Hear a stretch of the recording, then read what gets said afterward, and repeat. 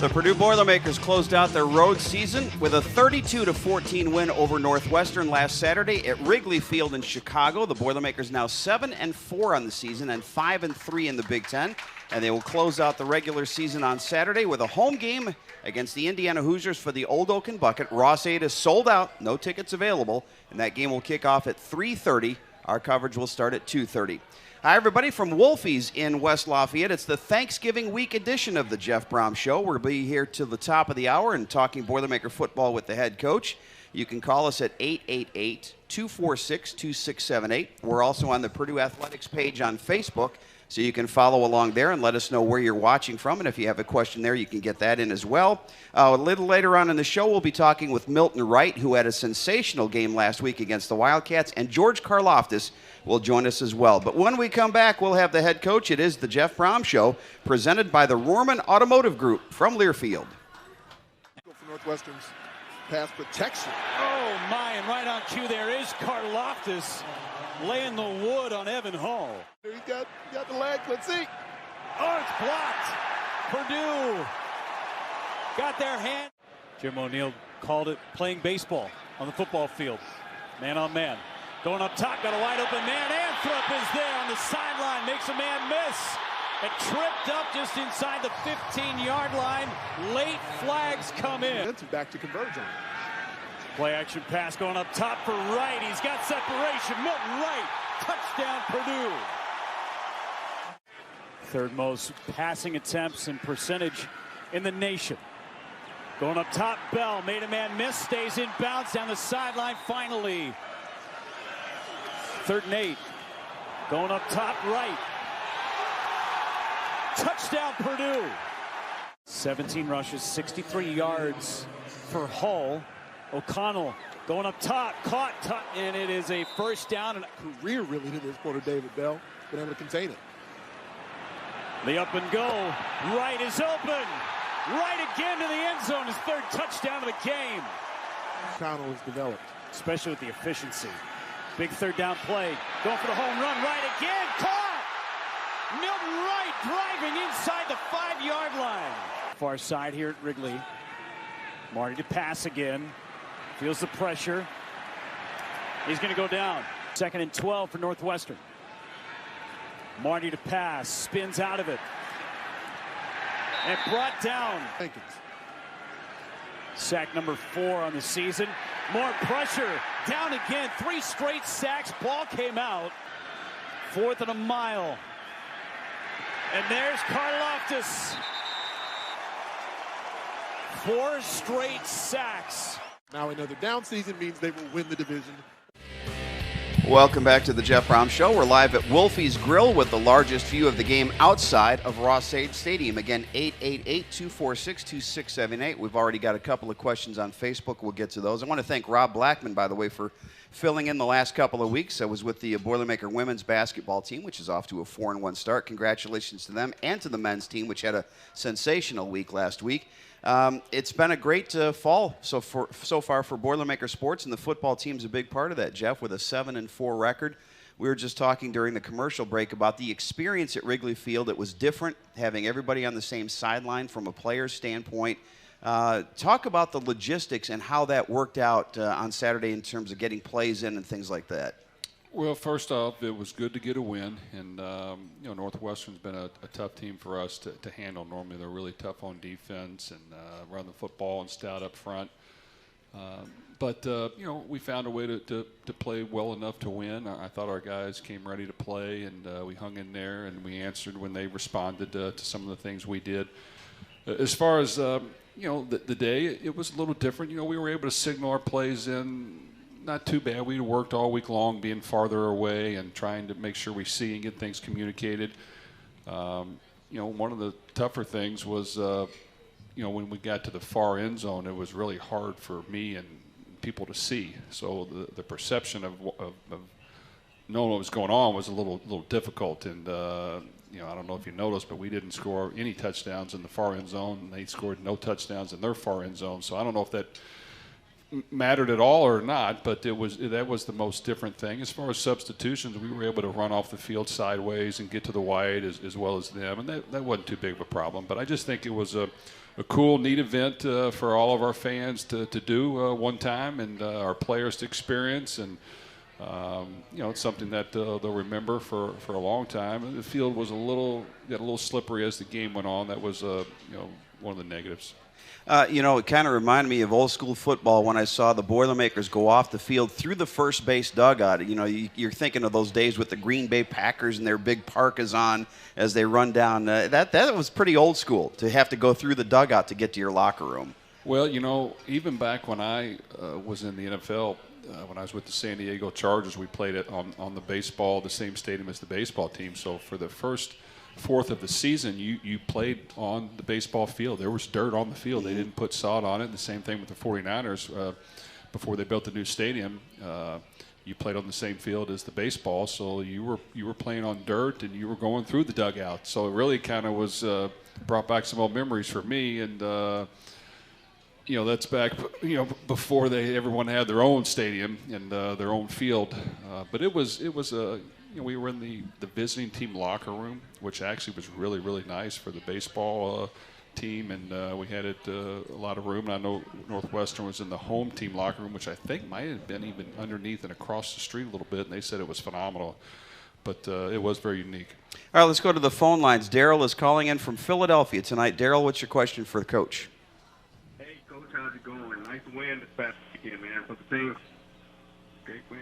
Okay, thank you. I was wondering, two questions. Where have you seen the most, or shall I say, what's the biggest improvement that you've seen that you're most proud of? And second question is, do you feel that that your offense is really creating an identity for itself, other than like Purdue known for trick plays and stuff like that? But do you feel like we've created an identity for ourselves finally?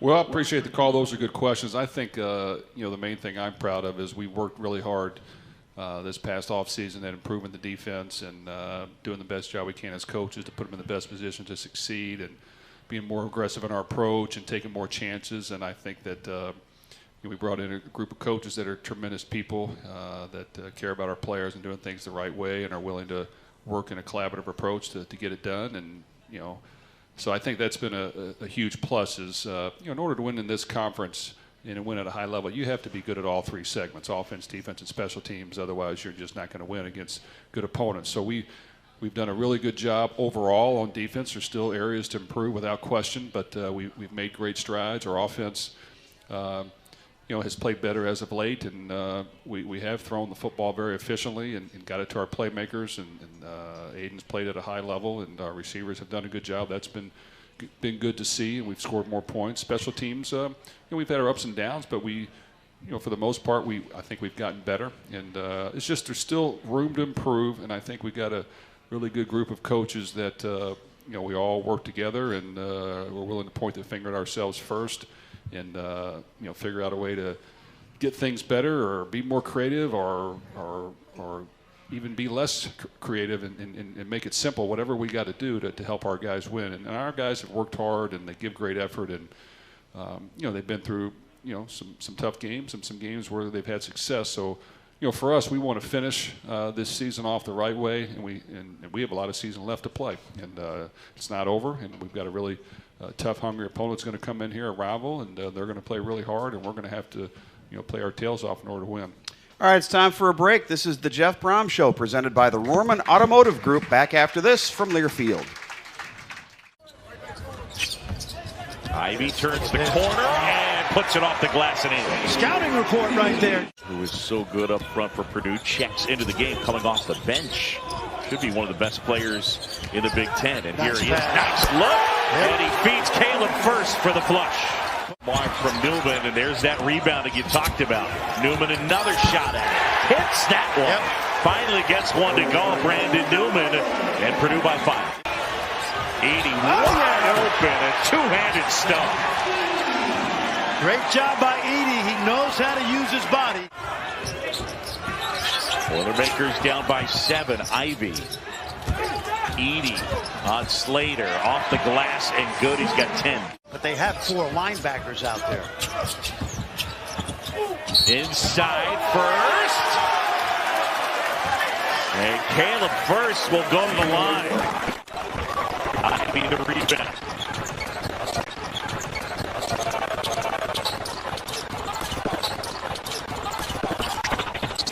To the corner.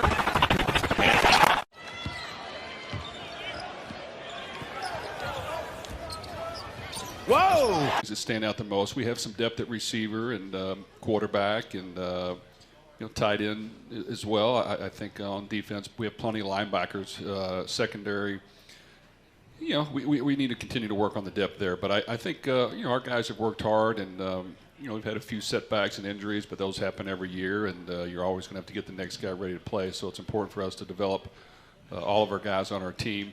And his second question was? It was about the transfer portal. Your thoughts on that? Well, the transfer portal, it's here to stay. It is what it is. I am in favor of players having the ability to do whatever's best for them. And I think that's why it's important for us. We treat our players right.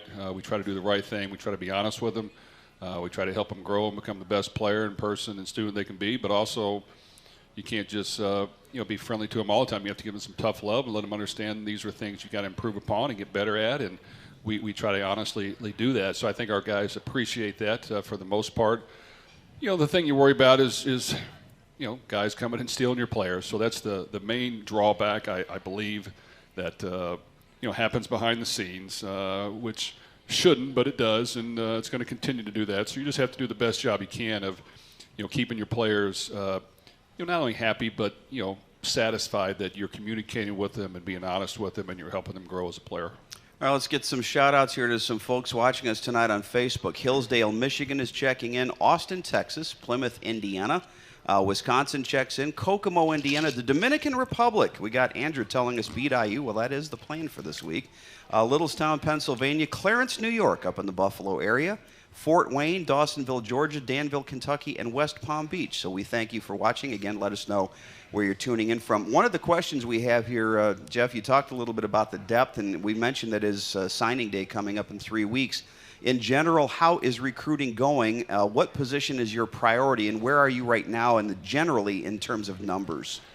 I think our coaches have done a really good job. Our recruiting has been steady, and that we anticipate coming that have been on board for a while. So I think we got ahead of the game there.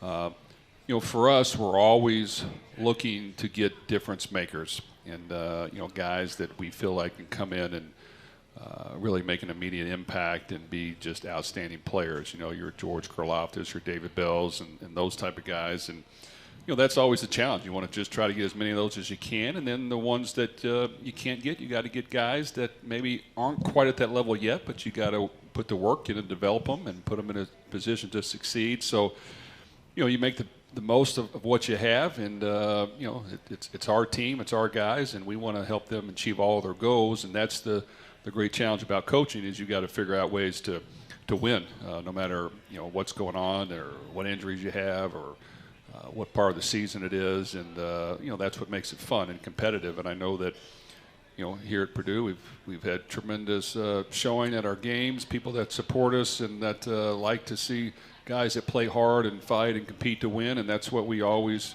try and strive to do, and I think our team appreciates all the support we got this year. You mentioned difference makers. David Bell, certainly one of those, and news came out that he is a finalist now for the Bolitnikoff Award. He's one of the 3 finalists. Is the only player in Purdue history besides Taylor Stubblefield to get to the final 3 in that category.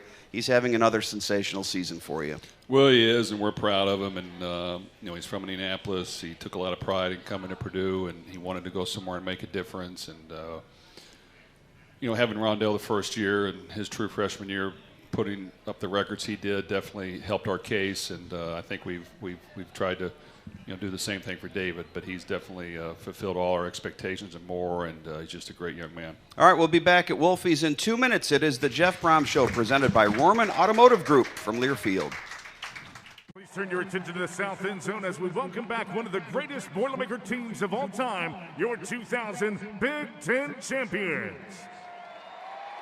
We are honored to have over 50 members of the team in attendance today. Among them are all Big Ten selections from that year: Aidan O'Connell, Drew Brees, Matt Light, Matt Mitrione, Tim Stratton, and Vinny Sutherland.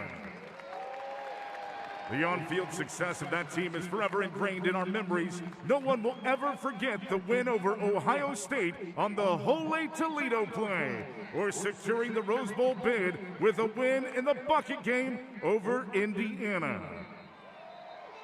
Members of the team have gone on to great NFL careers, including Super Bowl championships, as well as leading some of the largest and most successful companies in the country.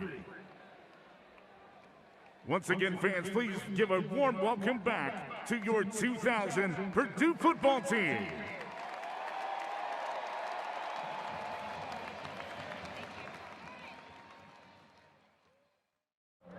Yeah, the Boilers really great from beyond the arc in the first half. Abby Ellis lays in a beautiful bank shot. Shot clock at 5. Brooke Moore from deep. Sinks it! Jayla Smith fighting in. Dumps it with the right hook. Gets her own rebound. Puts it back for 2. Pass into Rashea Kyle. She'll dump that off to Terry. Terry gonna put that one up off the glass and in. 2 players for the Thundering Herd in double digits. Rashea Kyle, she'll toss that one up. Layden from the outside, off the rim. Rebound by Jayla Smith, puts it up and draws the foul. Welcome back to the Jeff Brohm Show. We're live at Wolfie's Grill with the largest view of the game outside of Ross-Ade Stadium. The Boilermakers and the Indiana Hoosiers. Ross-Ade Stadium sold out, so you can tune in to us at 3:30, the kickoff, 2:30, the pregame show. We'll have our Facebook Live segment. Kelly Kitchell and Pete Quinn will join me at 2 o'clock to get you ready for the game on Saturday. One of the questions that we had, Jeff, earlier here on Facebook had to do with, let me see if I can find it here, the schedule this weekend. Now, usually we're on the Jeff Brohm Show on Wednesday nights. We've moved this up because of the Thanksgiving holiday coming up. So what is the schedule this week? How do you alter for the Thanksgiving plans? And I assume, does everybody stay on campus or do any of them go home over the holidays? That's a good question. So what we do is, tomorrow the guys are off school until Monday, and so we'll bring them in earlier and have our meetings and actually practice earlier in the morning than we normally do. We normally go out around 3 o'clock or 3:30, so we'll probably get out on the field by 9:30, and we have our big Thanksgiving dinner at lunch on Wednesday for all the players and the support staff and families, and that'll be our big Thanksgiving dinner, and then we'll come back and we'll meet after that. Get them out of there at a reasonable time, and then we'll actually come back again on Thursday and meet in the morning and practicing in the morning, and we want to give them some free time, so after that they're free to go wherever they want for Thanksgiving lunch and dinner, and they need a place to go, we give them one of those as well, so they can relax and enjoy that. For guys that aren't dressing for the game, they can go home for the holiday if they want, and then we have a normal Friday and a normal Saturday for the game. Now, Senior Day last year, of course, the whole 2020 season was a little bit odd. Senior Day was what it was. Is anybody going through this twice? If a guy went through Senior Day last year, is he going through, and he's still here, is he going through Senior Day again this week? Yes, that is correct. Okay. And, Super Senior Day. And you know what?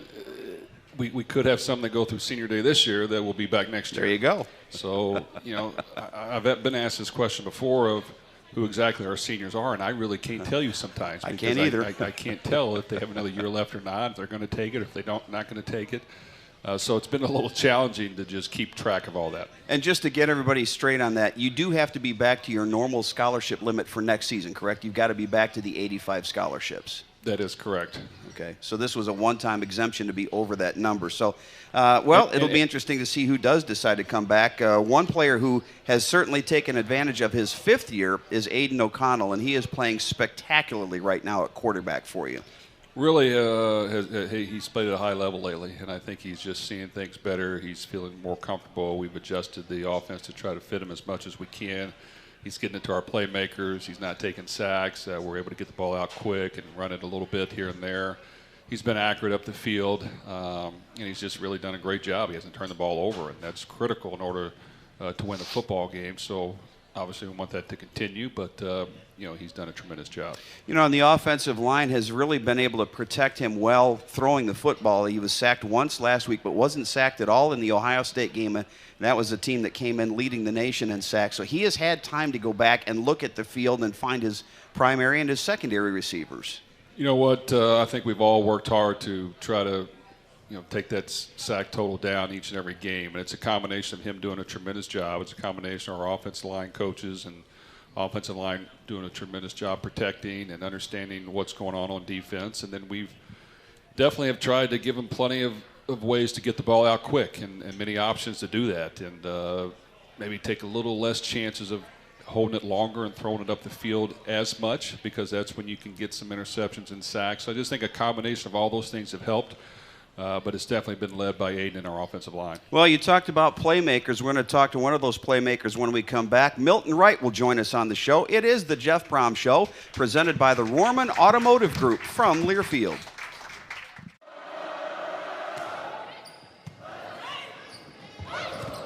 Colvin elevating. And Robinson right back at her. Of 6 teams that all could win the Big Ten title at this point in the season. And another block before the break that forced the timeout. Raven Colvin Grace Cleveland again. Hornung up on the first ball. And Cleveland over to Johnson again. Setter's working hard on the first ball for Michigan. And that's 4 points in a row.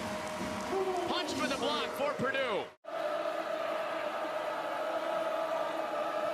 Right in front of this great Holloway crowds. Match point number 3. Caitlin Newton makes it 7 wins in a row for Purdue. Would like to see Northwestern do the same. They're struggling a little bit in terms of getting set up. An incredible save from Jenna Otek. The Northwestern, Leilani Dotson will try and get that one to fall, but Marissa Hornung sets it up. Here's Haley Bush. Kayla Newton with a huge kill off of Ellie Stinson. What an incredible save from Jenna Otek there off the net. Mindset, you're gonna go. Purdue on a scoring run of their own, 5 straight unanswered points. It's Megan Miller saving it. Alexa Rousseau will play it out for Tatiana Hardwick, but Purdue keeps it. Haley Bush set up for JL Johnson, and Purdue cannot be stopped right now. But Coach Shane Davis will take it nonetheless. They'll get another chance to serve and try to keep this one close. Free ball over from Caitlin Newton. Alexa Rousseau with the back set for Desiree Becker. Goes cross court with it, but recovered by Newton. Haley Bush plays it up. Madeline Cook will play one. Ellie Stinson will play this one over. And that'll go long.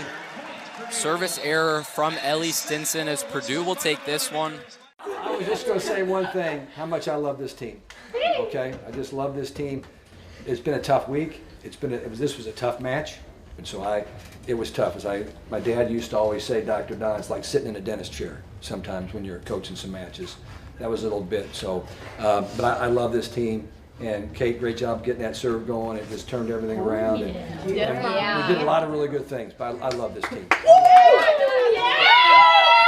1, 2, 3. Rivalry games are great, and we're excited to get this one underway. It's great for not only our team, but our fans and the university. And it's something that we want to take a lot of pride in. You want to play rivalry games. I think it, like I said, means a lot to your players, the fan base, all the people within the state that take pride in supporting their teams. So, they're a lot of fun. They're great to have. Football, basketball, you name it. Every sport. It's great for the fan base.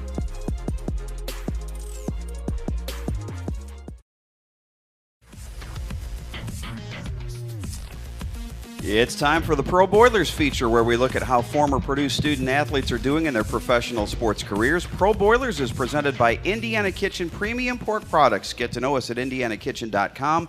Both our Pro Boilers and Indiana Kitchen are boiler-made.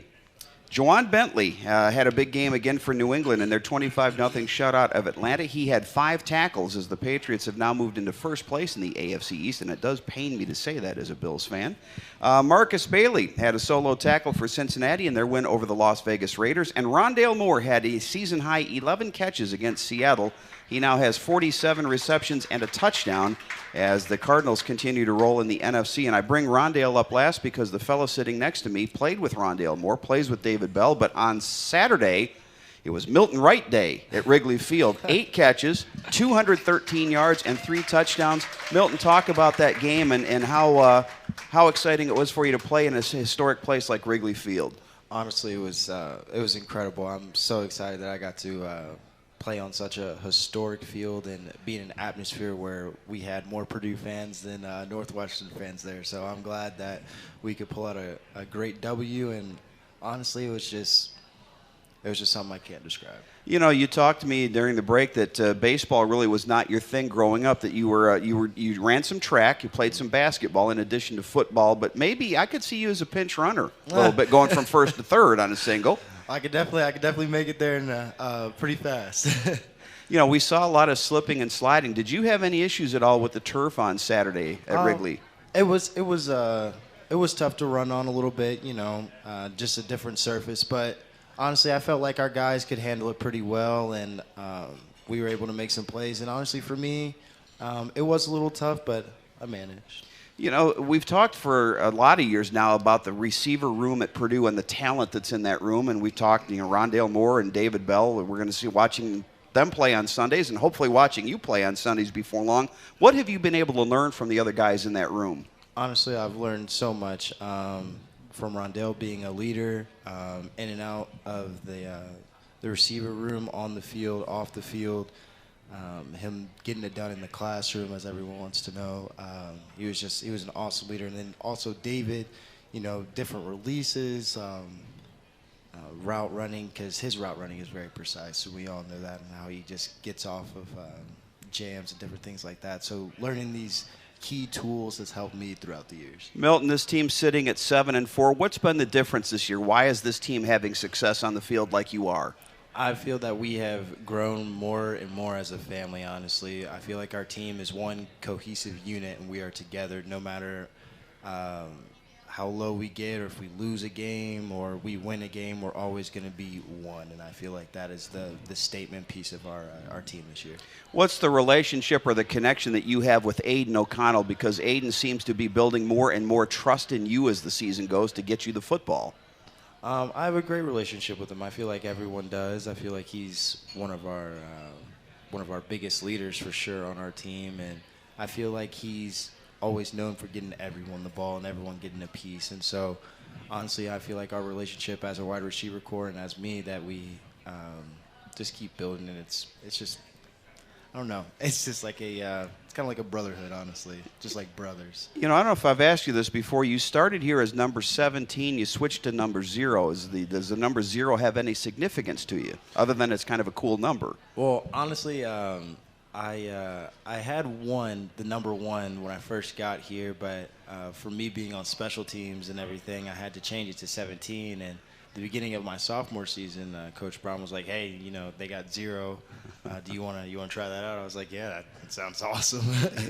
Everybody on the field notices number 0, right? Yeah, I hope so. All right, let's talk about the Old Oaken Bucket. The Boilermakers haven't had it in their possession for a while. It's a big game for not only the fans, but also in looking at the standings. And even though you can't get at this point to the Big Ten championship game, if things fall the right way, you could tie for the Big Ten West championship. But more importantly, getting that last game and honoring your seniors, what does that mean to you? Oh, it means the world, especially for the guys in the wide receiver room. We have Jackson Anthrop, and we want to send him off with a win and him having the bucket. But honestly, for our whole team, sending our seniors off with the bucket is one of the biggest things for us. We want to come out with fire and emotion and play the game as hard as we can on Saturday and get this bucket for everyone, because it means so much. Milton, a lot of fans are going to remember that game at Wrigley Field, and they're going to remember your performance, one of the all-time single-game performances. Congratulations. Let's see if we can go to 300 maybe this week against the Hoosiers. How about that? So. All right, we're going to talk to George Karloftis when we come back. It's the Jeff Brohm Show presented by the Rohrman Automotive Group from Lear Field. For Northwestern's pass protection. Oh, my, and right on cue there is Karloftis laying the wood on Evan Hall. He got the leg. Let's see. Oh, it's blocked. Purdue got their hand. Jim O'Neill called it playing baseball on the football field. Man on man. Going up top, got a wide open man. Anthrop is there on the sideline, makes a man miss. And tripped up just inside the 15-yard line. Late flags come in. Back to converge on. Play action pass going up top for Wright. He's got separation. Milton Wright, touchdown Purdue. Third most passing attempts and percentage in the nation. Going up top, Bell made a man miss, stays in bounds down the sideline finally. 3rd and 8. Going up top, Wright. Touchdown Purdue. 17 rushes, 63 yards for Hull. O'Connell going up top, caught, and it is a first down. And career really to this quarter, David Bell. Been able to contain it. The up and go. Wright is open. Right again to the end zone. His 3rd touchdown of the game. O'Connell has developed. Especially with the efficiency. Big 3rd down play. Going for the home run. Wright again. Caught! Milton Wright driving inside the 5-yard line. Far side here at Wrigley. Marty to pass again. Feels the pressure. He's going to go down. 2nd and 12 for Northwestern. Marty to pass. Spins out of it. And brought down.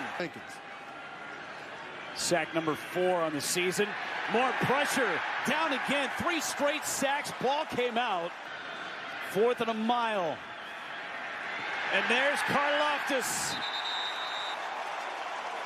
4 straight sacks. Now another down season means they will win the division and play the Big Ten championship game. I'm sure we're live at Wolfie's Grill with the largest view of the game outside of Ross-Ade Stadium. Let's try to catch up here on our Facebook watches. Fort Wayne checking in, Dawsonville, Georgia, Lockport, Illinois, Carmel, Indiana.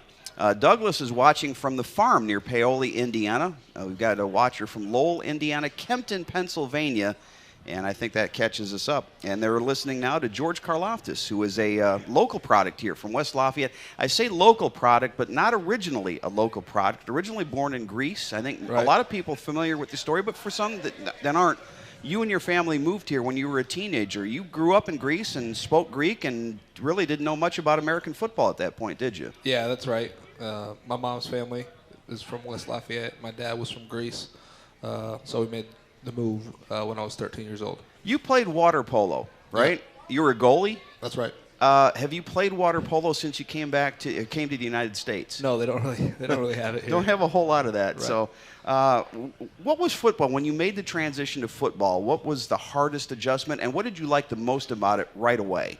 Well, I didn't know anything about it. I liked how you could just go out there, be an athlete, be physical, tackle people, get after the quarterback, that kind of thing. The biggest adjustment was just that I didn't know the game, didn't really know anything about it, the language, the terminology, all that kind of stuff. That was the hardest part. So you start to pick the game up and people start to notice you. When did you start getting letters and calls and interest from college recruiters? At what point did that happen? Probably right before my sophomore year of high school. What brought you, now West Lafayette's your hometown now, how hard was it to turn down? You had some great offers from schools around the country. What was it that kept you here right here in your hometown?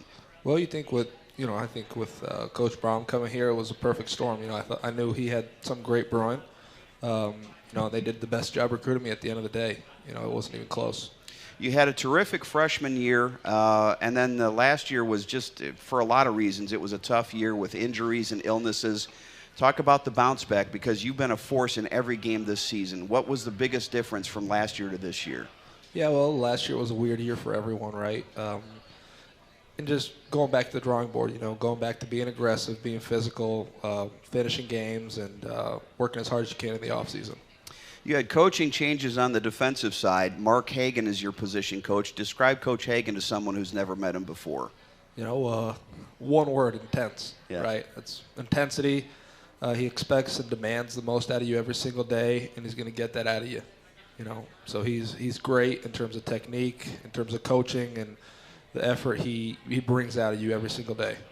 I asked Milton in the last segment. I'll ask you the same question. This team is sitting at 7-4, and it's really a reversal of last year. What's been the biggest difference? I think finishing games. I think 2019, 2020, we didn't do a great job of that, and that's kind of the focus of the offseason. That's what it was, finishing games in the fourth quarter and just being consistent all across the board.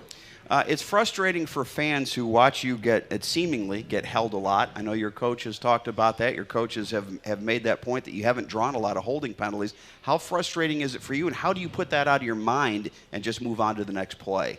Well, it's not frustrating really. It's just part of the game. You know, it happens. You know, you demand attention with the way you play, and you know it's just natural for other teams to do that and other players to do that. You just got to keep driving. You just got to keep going, and got to keep playing the game.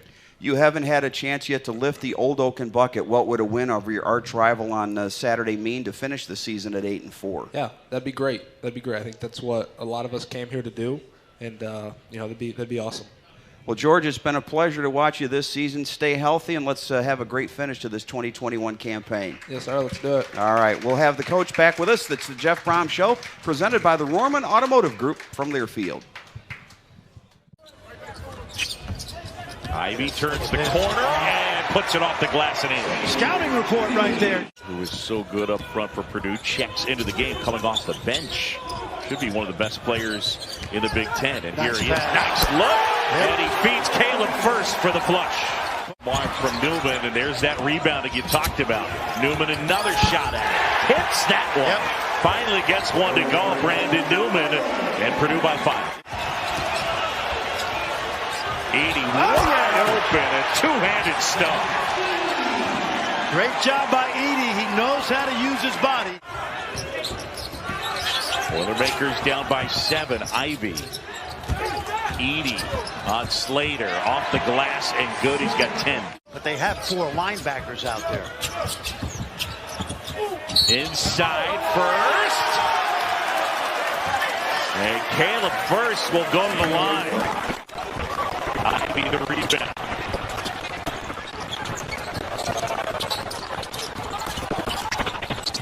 To the corner.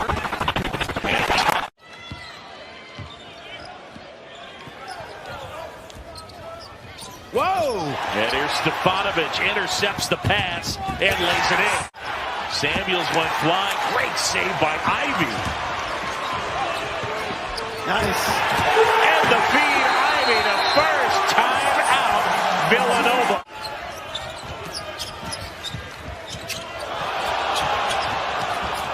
Stefanovic finds Edie, who throws it down.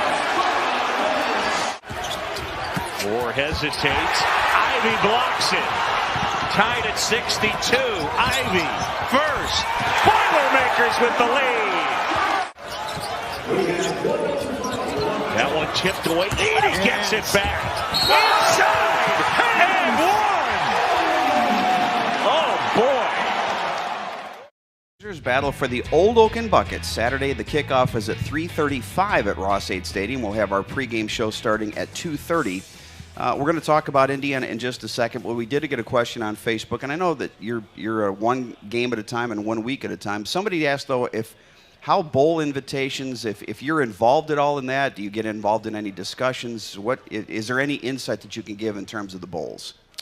Well, that is a very good question. I had someone here ask me earlier as well. The information I have is normally in most conferences, you're kind of slotted by the way you finish to which bowl you're going to go to. Now, the Big Ten is different, where the bowl gets to choose which team they want. Now, there is a hierarchy where they can choose the one that they're perfectly slotted in, or they can choose one above or below, and they can't go any higher or lower than that. So it kind of goes in a pecking order, and then those bowls are able to select which one they want. And sometimes it has to do with proximity. Sometimes it has to do with if they think they can bring more fans, of course. But there is a little bit of a pick there of bowl games. And to be quite honest, I normally don't know for sure until the announcement is made, even where we're going. And we'll find out December 5th. That's the other question we've got. And December 4th is the day of all the conference playoff games, or all the conference championship games, and then they'll decide which the college football playoff teams are. That comes out first, then the New Year's 6, and then they go from that. So we'll find out sometime on December 5th where the bowl destination will be. But plenty of work to do between now and then, because the Old Oaken Bucket is not sitting in the trophy case here. You want to bring it back, and you're taking on an Indiana team that has had a disappointing season at 2-9, but a team that brings a lot of players back, particularly on the defensive side from last year. Well, they have a lot of experience. You know, we're really facing the same guys on defense we have for the last couple of years. 10 senior starters. The other starters are junior, and there's a bunch of backups that are seniors and juniors. These guys that play a lot of football, and they've done a good job. You know, unfortunately, you know, in this conference, if you're not playing at a high level in all three segments, you're going to not be able to win as much as you want. And I think that's kind of what happened to them.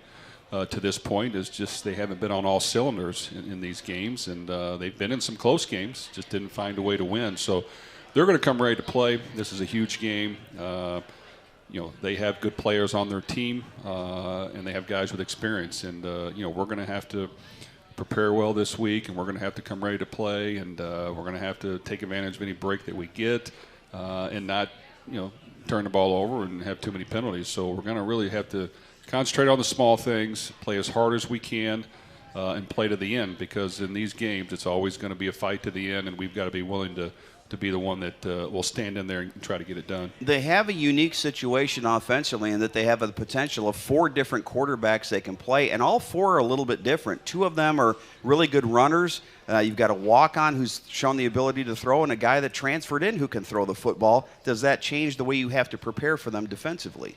Well, for sure it does. We have to prepare for all of them, and you know, when one goes in, we have a little better feel of what they may do with that one in there. Just like you said, one's more of a thrower, one's more of a runner. When one goes in, it's a lot of quarterback run stuff where you have an extra blocker, and they're just trying to get him in a numbers game to get yards running the ball and just throw it when they have to. So yes, we're going to have the full package ready.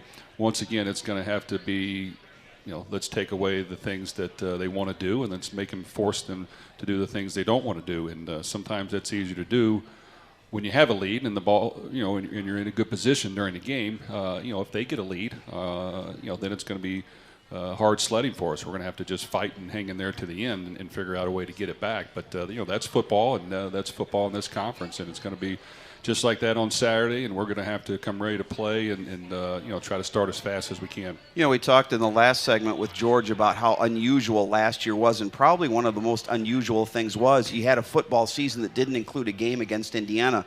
The first time in 100 years that's happened. Rivalries are such a big part of college football. It's the way the season is supposed to end. Well, it is, and there was just a lot of things that happened last year, and you know, just looking back on it, even for both of our scheduled games against Indiana, from what I understand, our team and their team were hit very hard by COVID those weeks. I mean, really hard. I know we had more than half of our staff out, and I think pretty much everyone on defense was going to be out and not be able to coach the game. And I was hearing that they had some issues as well. So that's kind of why I believe both times it was canceled. And you know, hopefully we're somewhat past that. Obviously, we have to still deal and be cautious with COVID and take every precaution we can. But you know, at this point, our team has done a good job. We were able to get almost everyone vaccinated and in a good position. And knock on wood, it's you know, hasn't struck us to this point. All right, the final segment of the Jeff Brohm Show, presented by the Rohrman Automotive Group, is coming up from Lear Field. Please turn your attention to the south end zone as we welcome back one of the greatest Boilermaker teams of all time, your 2000 Big Ten champions. We are honored to have over 50 members of the team in attendance today. Among them are all Big Ten selections from that year: Aidan O'Connell, Drew Brees, Matt Light, Matt Mitrione, Tim Stratton, and Vinny Sutherland. The on-field success of that team is forever ingrained in our memories. No one will ever forget the win over Ohio State on the Holy Toledo play, or securing the Rose Bowl bid with a win in the bucket game over Indiana. Members of the team have gone on to great NFL careers, including Super Bowl championships, as well as leading some of the largest and most successful companies in the country. Once again, fans, please give a warm welcome back to your 2000 Purdue football team.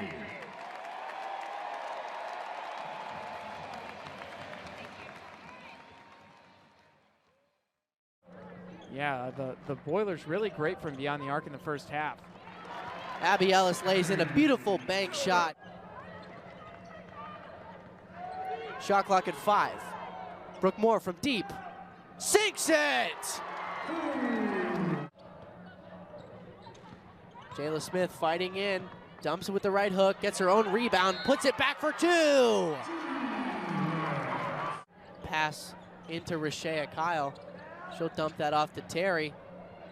Terry gonna put that one up off the glass and in.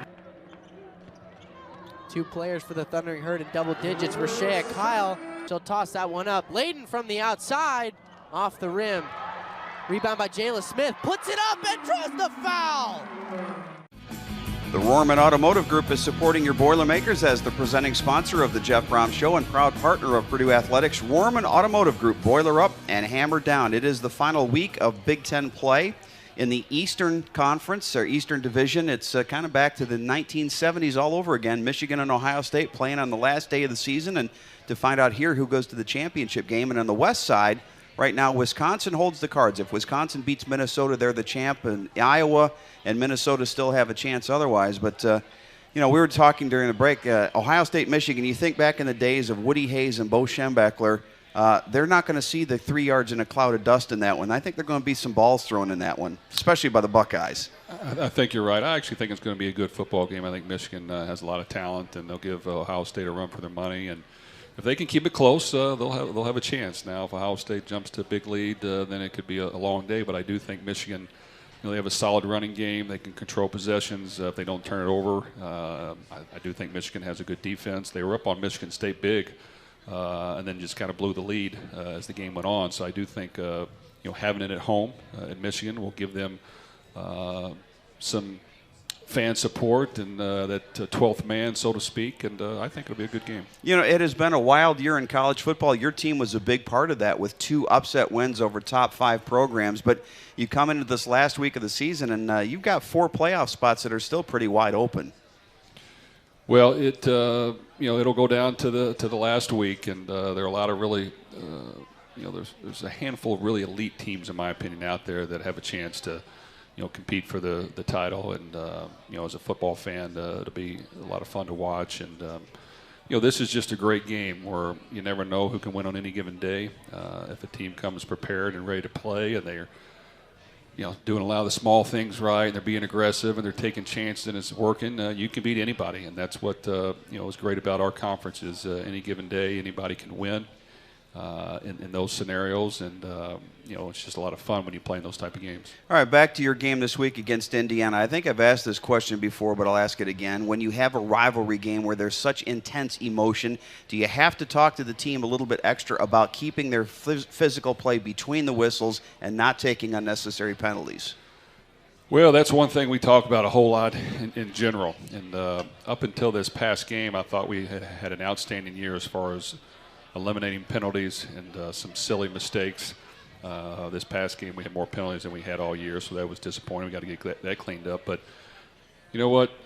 Those are keys in order to win. And when we kind of simplify our motto as a team, it's playing harder and playing tougher, and the last one's playing smarter. And that includes, you know, penalties and the 15-yarders after the whistle. And that's just how you got to play the game. And sometimes you got to practice that as well. You know, you can't let them, you know, do too many crazy things in practice because it just naturally carries over. So we talk about it, we practice it, we communicate it, and you know, sometimes guys just get so excited that they can't control themselves, but they have to do the best job they can. I'll ask you the same question to finish that I asked Milton and George earlier. This season team has a chance to go 8-4. It would be the first time in 15 years that you would have won 8 regular season games that Purdue has won that. What's been the difference? What's been the change this year that's put this team in the opposite direction? Well, it's a combination of a lot of things. Kind of like I said earlier, I think we've got a new group of coaches, a good nucleus of guys that work really hard, that want to work collaboratively to get things done and help our guys succeed and have fun doing it, and you know, really understands the importance of coaching. And then you take a group of guys that are hungry and that are willing to put in the work, that want to find ways to do special things and want to stick together through the good and the bad. And that's why we preach one-game season, because you just can't get too high and too low, and you're going to have adversity and setbacks. And you know, if you give in or if you start to point fingers, you're not going to do good the next week. And I just think our guys have responded every week. They've worked really hard. The challenge is never over. We have one more regular season game, and we've got to figure out a way to practice hard this week and come ready to play. Jeff, happy Thanksgiving. Good luck to the Boilermakers. Let's bring that bucket back here. Okay, thank you. All right, thanks to our engineer, Wes Scott, and our producer today, Maurice Jones. The Boilermakers and Indiana Hoosiers from Ross-Ade Stadium. We'll have our broadcast starting at 2:30 with kickoff at 3:35. Join us on Facebook Live starting at 2 o'clock on the Purdue Athletics site. For the head coach, this is Tim Newton. Happy Thanksgiving, everybody. You've been listening to Boilermaker Football from Lear Field.